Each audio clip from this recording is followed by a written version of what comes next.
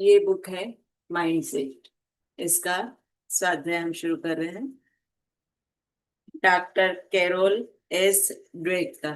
तो थोड़ा सा बताती हूँ मैं। इसकी प्रस्तावना देख लेते हैं ताकि हमें पता लगेगा कि इसके अंदर क्या है।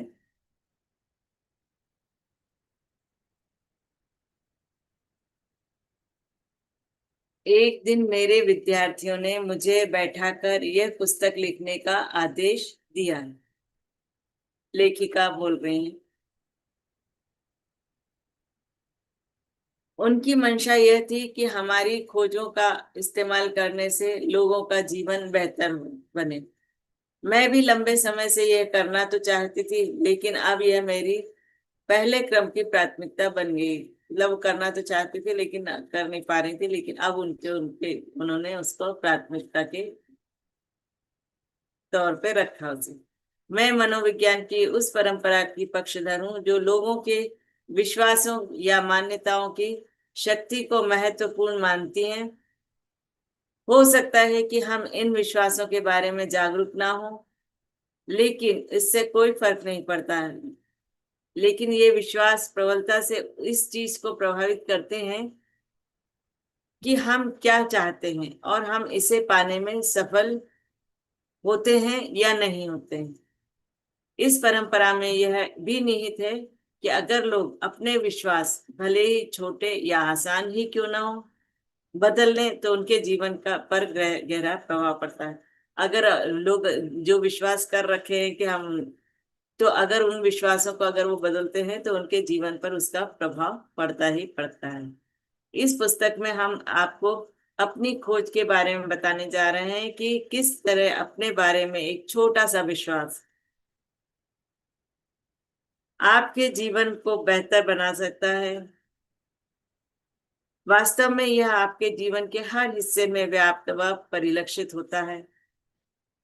आप जिसे अपना व्यक्तित्व मानते हैं उसका ज्यादातर हिस्सा दरअसल इसी मानसिकता से बनता है। जो चीज आपको अपनी पूरी क्षमता तक पहुंचने से रोक रही है उसका ज्यादातर हिस्सा भी इसी मानसिकता की देन है। अब तक इस किसी पुस्तक में इस मानसिकता के बारे में बताकर यह स्पष्ट नहीं किया गया है कि लोग अपने जीवन में इसका इस्तेमाल कैसे कर सकते हैं। इस पुस्तक को पढ़ने के बाद आपके सामने सब कुछ स्पष्ट हो जाएगा। आप समझ जाएंगे कि विज्ञान और कला में, खेल जगत में और व्यवसाय जगत में कुछ लोग महान क्यों बनते हैं। मतलब कुछ ही लोग महान बनते हैं तो वो क्यों बनते हैं, ये आपको इस जब ये पुस्तक पढ़ी जाएगी तब आपको धीरे धीरे स्पष्ट होता जाएगा। और कुछ लोग महान बनने से रह जाते हैं। आप अपने जीवन साथी, अपने बॉस, अपने मित्रों, अपने बच्चों को समझ जाएंगे। आप यह भी समझ जाएंगे कि अपनी और अपनी संतानों की भी क्षमता को कैसे उभारना है।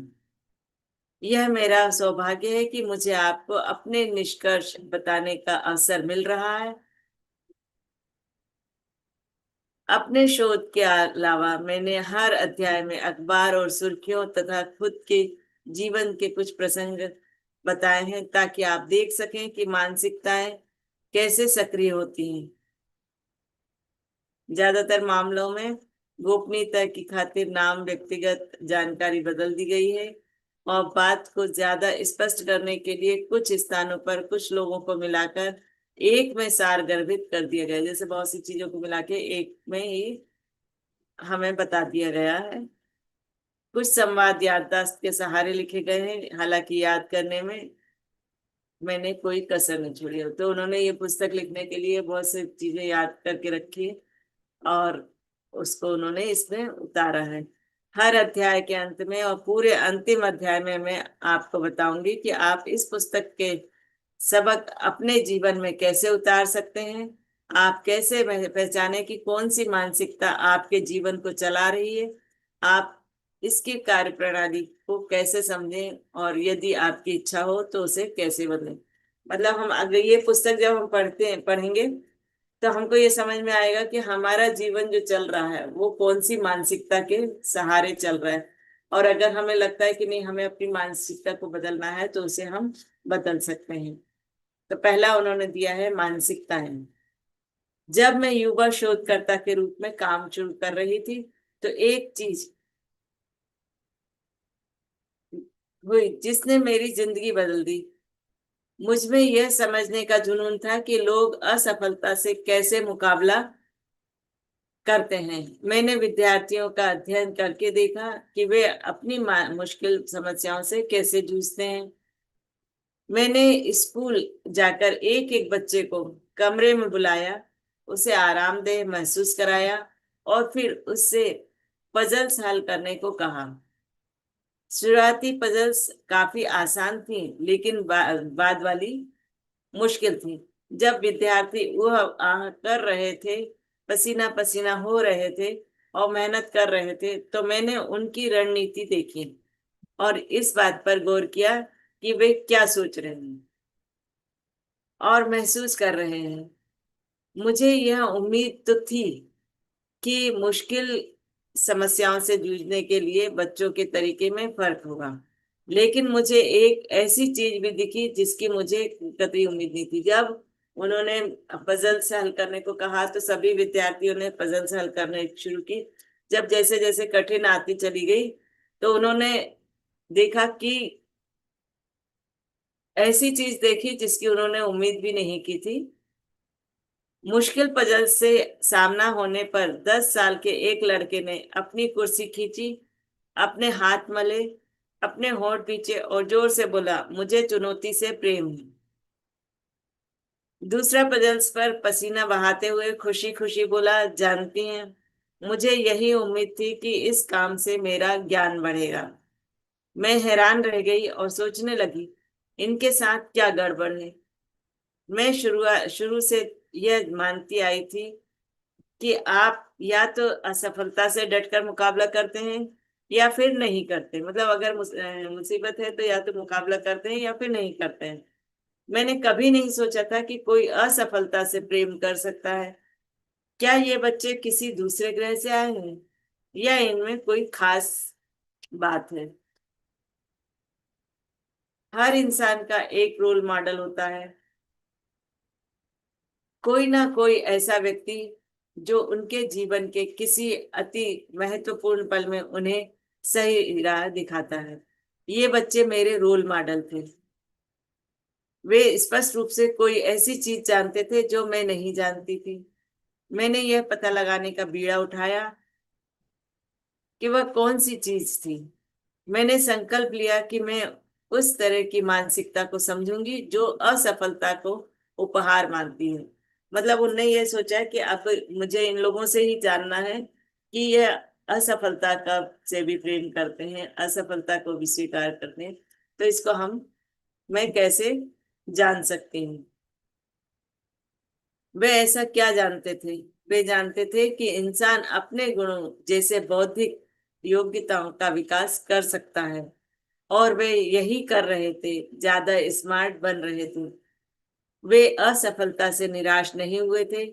वे तो यह मानने को भी तैयार नहीं थे कि वे असफल हो रहे हैं। उनका दृष्टिकोण यह था कि वे सीख रहे हैं।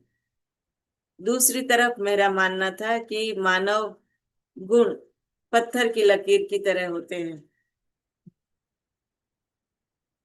और असफलता का मतलब यह होता है कि आप स्मार्ट नहीं हैं। मेरे लिहाज से यह इतना ही सरल मामला था। लेकिन आप सफलता पाते जाएं और असफलता से बचते रहें हर कीमत पर, तो आप स्मार्ट बनते रहते हैं। जाहिर है, संघर्ष, गलतियां, लगन जैसी चीजें इस तस्वीर का हिस्सा नहीं थी। इस बात पर बहुत समय से बहस होती आ रही थी कि क्या मानव गुणों का विकास किया जा सकता है या फिर वे पत्थर की लकीर की तरह अटल है। मतलब ये काफी काफी समय से चल रहा था कि मानव गुणों का विकास किया जा सकता है या पत्थर की लकीर है, मतलब वो जैसे हैं वैसे ही रहेंगे या उन्हें बदला जा सकता है। नया मुद्दा यह है कि इस बारे में आपकी मानसिकता का क्या असर होता है। यह सोचने के क्या परिणाम होते हैं कि आप अपनी बुद्धि या व्यक्तित्व का विकास कर सकते हैं। और यह सोचने के क्या परिणाम होते हैं कि बुद्धि या व्यक्तित्व अटल होते हैं और बदल नहीं सकते। आइए पहले मानव स्वभाव के बारे में इस युग पुराने वाद विवाद पर नजर डालते हैं। इसके बाद हम इस प्रश्न पर लौटेंगे कि इन विश्वासों का आपके लिए क्या मतलब है। आज का स्वाध्याय मैं यहीं पे रोकती हूँ। कल हम देखेंगे कि लोगों में फर्क क्यों होता है।